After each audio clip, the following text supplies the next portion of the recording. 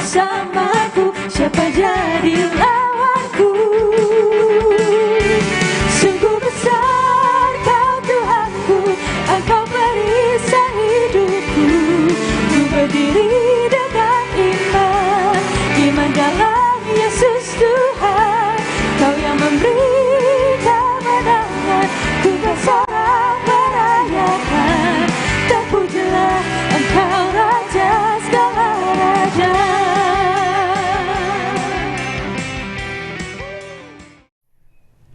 Oke, saya harap kita siap dengan firman Tuhan. Waktu dengar kata sukses, saudara, waktu dengar kata sukses, saya yakin saudara punya gambaran banyak di kepala saudara dengar kata sukses ya.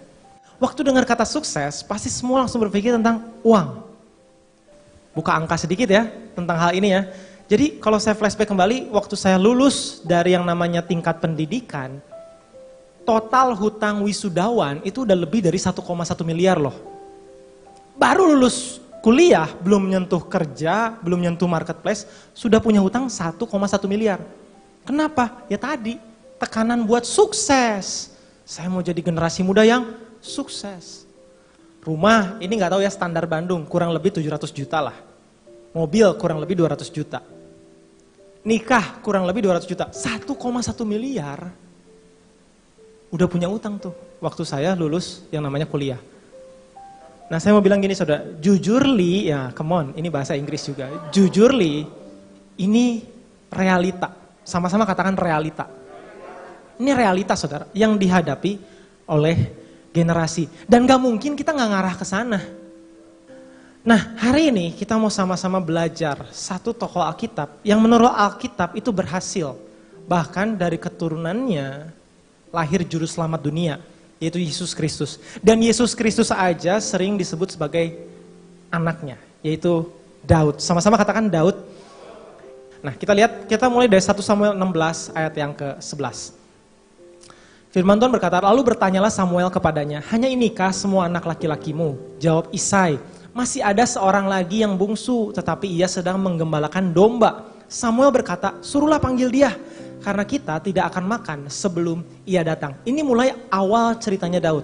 Jadi suatu hari Nabi Samuel ada seseorang yang dipilih Tuhan, disuruh sama Tuhan, Samuel, itu ajak tuh Isai ke upacara. Bilang ke Isai, ajak semua anak laki-lakinya. Semua anak laki-lakinya. Ya, karena saya ingin kamu mengurapi salah satu anak laki-lakinya menjadi raja. Menariknya saudara, semua anak laki-laki Isai itu diajak, kecuali yang namanya Daud. Daud gak diajak. So, kita bisa simpulin bahwa gini, orang tuanya Daud itu tidak menganggap Daud. Pertanyaannya kenapa ya? Simple saudara. Ternyata Isai cuman mengajak anak-anak yang berprestasi. Daud itu cuman gembala 2-3 ekor kambing domba. Kakak-kakaknya itu prajurit, tentara, kesatria bangsa Israel. Intinya gini, gua sebagai ayah gak mau ngajak anak gue yang gak berprestasi, malu-maluin. Dan rasa tertolak oleh orang tua ini, di sini kita bisa belajar bahwa kalau mau diakui, kalau mau punya validasi, saudara kita semua harus punya yang namanya achievement. Nah ini realita juga, sama-sama sekali lagi katakan realita. Ini realita loh. Saudara pengen divalidasi, pengen diakui. Ya tadilah, at least saudara harus punya uang. Atau saudara harus punya namanya achievement. Nah akhirnya kita bisa melihat garis besar atau keseluruhan keluarganya Daud. Nah ini saya bisa bilang, ini toxic family atas nama Daud. Toxic family, toxic itu artinya ya racun lah gitu ya. Keluarga yang banyak pencemaran. Ini keluarga Daud ya, satu dia tidak dianggap ayahnya, duanya. Yang kedua nih, akhirnya kakaknya mengucilkan dia juga. Kenapa? Karena dia lihat papahnya. Papahnya mengucilkan Daud ketika Daud gak punya prestasi. Ya kakaknya ngikutin. Ada ayatnya tuh di 1 Samuel 17, 29-30. Berikutnya istrinya merendahkan Daud. Jadi istrinya Daud adalah Mikal. Mikal itu waktu itu merendahkan Daud karena Daud menari-nari menyembah Tuhan. Padahal udah jadi raja saat itu. Berikutnya, mertuanya ingin bunuh Daud, jelas. Mertuanya Daud adalah Saul. Seorang Saul pengen bunuh Daud, kenapa? Iri hati. Karena Daud lebih viral dari Saul. Lebih punya achievement daripada Saul. Waktu itu padahal Saul yang jadi raja. Terakhir, anaknya Absalom juga ingin bunuh yang namanya Daud. Kenapa? Again, Absalom pengen tahtanya Daud.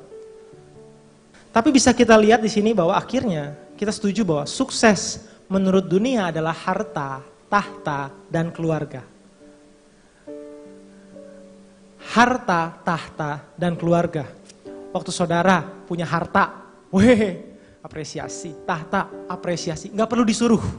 Kita nggak perlu suruh. Dan waktu kita punya keluarga, kita doain keluarga kita supaya apa? Punya harta, juga tahta. Betul? Termasuk di dunia pelayanan. Saya di dunia pelayanan juga pertanyaannya sama. Berapa banyak Vin sekarang? Crowd di gerejamu. Kerumunannya berapa banyak? Gimana pelayanannya? Khotbah kamu viral ya kemarin ya? Pertanyaan-pertanyaan yang paling mudah ditanyakan kepada saya juga seperti itu. So hari ini sama-sama mau kita bahas adalah gini. Apakah sukses sejati adalah ini? Harta, tahta, dan keluarga? Apakah ini yang Tuhan mau? Sama-sama yuk kita bacain yuk. 1, 2, 3. Kita adalah ciptaan Allah dan melalui Kristus Yesus Allah membentuk kita supaya kita melakukan hal-hal yang baik yang sudah dipersiapkannya untuk kita. Pertanyaannya saudara, hal-hal baik apa yang udah Tuhan siapin buat kita? Atau gini, jangan-jangan kita nggak mau tahu apa yang menurut Tuhan baik. Yang penting menurut kita gereja tuh baiknya gini. Kenapa? Karena kita belajar bahwa gereja yang berhasil seperti ini. Atau kerjaan yang baik seperti ini, hidup yang baik seperti ini. Tuhan maunya apa? Nanti dulu. Jadi doa kita gini, God please fulfill my plan. Penuhi semua rencana saya. Nah hari ini mau kita berdoa buat gini, Tuhan, God please, I want to fit into your plan. I want to fit into your plan. I want to fit in kepada rencana Tuhan. Atau kalau kita nggak tahu, Tuhan saya pengen cari tahu. Apa itu rencana Tuhan? Yang mau sama-sama katakan amin. Ya. Jadi kalau sukses menurut Alkitab itu beda banget. Alkitab bicara tentang mengenal Tuhan dan tujuan Tuhan bagi kita. Tapi maukah hari ini kita bergerak dari mindset sukses dunia kepada mindset sukses Alkitab, mindset sukses Tuhan. Kita selaras saudara menjadi apa maunya Tuhan. Ya. Nah oleh karena itu kita kembali lagi ke Daud ya. Kita lihat lagi ke Daud ya. Daud. Bagaimana perjalanan Daud mencapai sukses sejati dengan tanpa modal? Dia cuma gembala 2-3 ekor kambing domba. Dia gak punya privilege ya kan. Dikucilkan di rumah. Biasa kan kita suka iri hati ya kepada orang-orang yang punya privilege. Mereka mah enak, anak orang kaya. Gue kalau jadi mereka juga bisa. Privilege itu mah, gue mah gak ada privilege. Makanya gue bangga terlahir miskin dan bisa berdiri dari lahir. Come on. Miskin adalah privilege buat gue. Kadang-kadang gitu kan. Kita kayak nyepet gitu. Nah ini Daud. Tapi Daud bukan cuma sampai sukses dunia. Kita tahu Daud. Bahkan di Kisah Rasul ditulis bahwa dia adalah seseorang yang melakukan kehendak Tuhan pada zamannya. Pada generasinya. Dan akhirnya dapat bonus dari Tuhan. Yaitu kerajaan, kuasa sampai selama-lamanya. Berapa banyak di sini mau belajar dari sosok Daud, boleh lambaikan tangan? Wow, oke. Nah hari ini kita mau belajar tentang 2 prinsipnya Daud. Yang pertama, prinsip Daud adalah abide in God. Sama-sama katakan abide in God.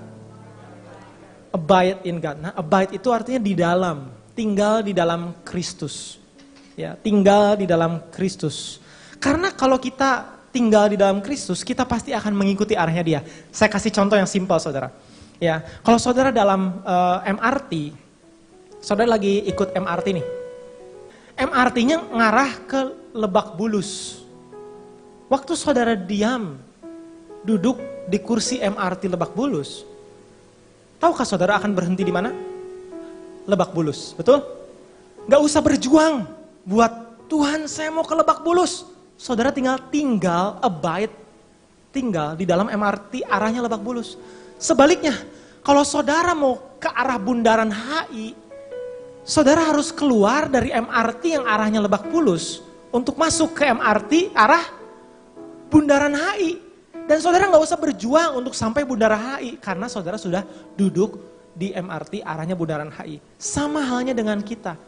Kalau kita tinggal di dalam Kristus, saudara gak usah sulit untuk punya sukses sejati. Kenapa? Karena saudara sudah tinggal di dalam Kristus. Sebaliknya saudara, waktu saudara tinggal di luar Kristus, secara otomatis saudara akan menganut sukses dunia. Kenapa? Karena di luar Kristus.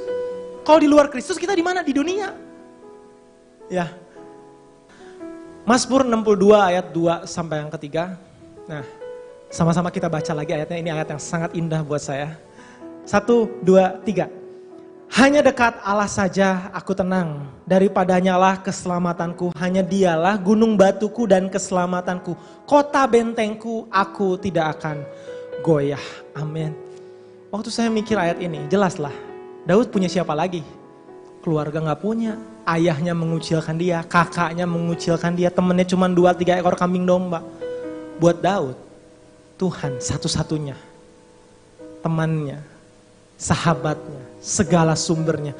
Bahkan kita lihat kan, Daud menulis 150 pasal Mazmur. Wow, 150 pasal.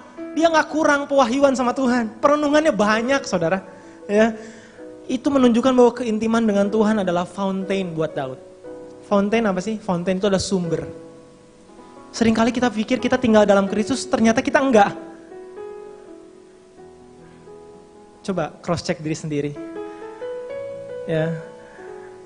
Poin pertama, abide in God. Poin kedua terakhir, waktu kita tinggal dalam Kristus, kita pasti bisa yang namanya respond in God's way. Meresponi seluruh ketakutan kita menghadapi tekanan dunia dengan cara Tuhan. Dan kadang waktu kita menghadapi tekanan krisis keuangan, krisis bisnis, krisis kesehatan, bahkan krisis pelayanan, adaptasi yang begitu berat mengikuti perubahan digital ini, kita mikir, aduh ini di luar kapasitas saya, nggak sanggup saya menghadapi ini. Nah, sometimes respon yang kita ambil tuh aneh-aneh. Ada yang bermental korban, mengurung diri di rumah, putus asa, kecewa, jauh dari Tuhan, merasa Tuhan jahat. Punya respon macam-macam saudara. Punya respon macam-macam. Ya, punya respon macam-macam. Tapi saudara tahukah bahwa Daud itu boro-boro punya kapasitas. Ibaratnya kapasitasnya itu 10. Masalah yang dihadapi itu 1000. Gimana caranya 10 ngalahin 1000? Ya. Nah, saudara, saya ingat salah satu statement dari Pastor Craig Rochelle. Dia adalah senior pastor dari Life Church. Dia ngomong gini, being a true warrior is about knowing the source of true strength. Menjadi seorang pejuang di dunia ini, dia ngerti bahwa sumber kekuatannya itu siapa sih. It's about knowing your own weaknesses, tahu kelemahan kita, and turning to God, pindah ke arah Tuhan, to empower you to be the man He made you to be. Karena tahu cuma Tuhan yang bisa mengubah kelemahan kita menjadi kekuatan. Your mess will become His message. Amen. Justru your test will become His testimony. Ya, cuma Tuhan yang sanggup. Nah, ini yang Daud lakuin. Jadi saudara, Tuhan itu baik. Waktu kita abide in Him, Dia bukan cuma merubah mindset sukses kita, tapi Dia juga memberikan kita kekuatan untuk kita menghadapi setiap ketakutan, setiap masalah, setiap kemustahilan. Karena Dia Allah yang setia. Hayo kita lihat yuk terakhir, ini perjalanan imannya Daud. Perjalanannya imannya Daud. Waktu Daud cuma punya 2-3 ekor kambing domba, lawannya itu singa dan beruang. Berapa banyak di sini berani melawan singa dan beruang? Nggak ada? Wow, susah kita menjadi Daud. Daud punya 2-3 ekor kambing domba doang. Singa dihajar, beruang dihajar. Dan saudara tahukah, suksesnya Daud bukan waktu dia bisa membunuh singa dan beruang. Tapi suksesnya Daud justru waktu dia tahu ini kepercayaan dari Tuhan. Singa dan beruang pun dia lawan. Kenapa? Karena dia tahu dia punya Tuhan. Dia nggak flight, tapi dia fight. Dia nggak kabur, tapi dia lawan. Kenapa? Karena dia tahu ada Tuhan di sampingnya. Itu suksesnya. Bukan waktu dia berhasil membunuh, tapi waktu dia tidak memilih flight. Tahukah saudara, waktu kita menghadapi realita hidup ini, kita seringkali kabur kan? Nggak berani fight. Daud itu suksesnya waktu dia fight. Ya, kita lihat keterlibatan Tuhan, diberi keberanian menghadapinya. Kedua, waktu lawan Goliat. Saudara tahukah Daud, ya ini generasinya Daud. Daud itu gak punya wajib militer, dia bukan tentara, tapi seluruh bangsa Israel yang punya wajib militer, tentara, prajurit, dia menghadap Goliat. Termasuk Raja Saul takut.